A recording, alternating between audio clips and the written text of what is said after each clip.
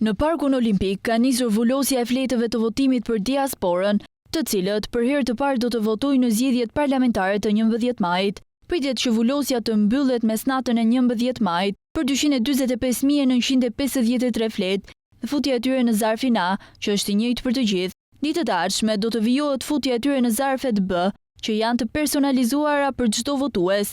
Kreu i Komisionit Qendror të Zgjedhjeve Ilirian Celibashi ka folur për mediat lidhur me procesin e votimit të diasporës, duke theksuar hapat që do të ndërmerren për realizimin e procedurës. Celibashi u shpreh se procesi i dokumentacionit zgjedhor do të përfundojë brenda kësaj jave, dhe se fletët e votimit do të dërgohen gradualisht në destinacione të ndryshme, përfshirë Greqinë, Italinë, SBA-n dhe vende të tjera ku jetojnë shtetas shqiptar.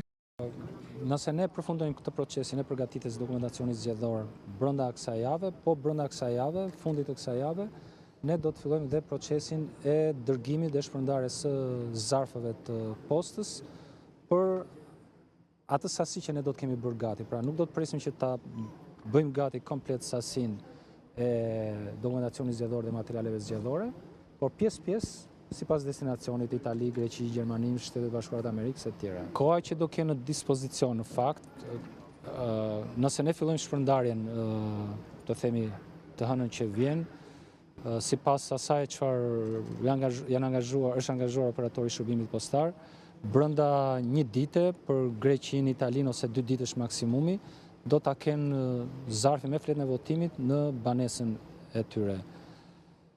Dhe besoj jemi duke diskutuar akoma me operatorin e shërbimit postar, do të synojmë që në çdo rast ata ta mbajnë këtë dokumentacion deri nga data 1, 2 ose 3 maj, të jetë data e fundit. Pra gjatë kësaj periudhe kanë mundësi që të vinë, të kthehen dhe ta gjejnë zarfin atje ose ta marrin zarfin para se të nisen nga Greqia ose Italia.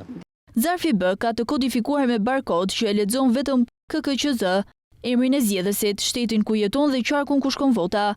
Përgatitja e seteve mendohet të mbarojë në datën 15 deri në 17 prill dhe zarfet të kenë bërritur tek votuesit maksimumi në datën 22 për Europën dhe 25 për Amerikën dhe Azinë.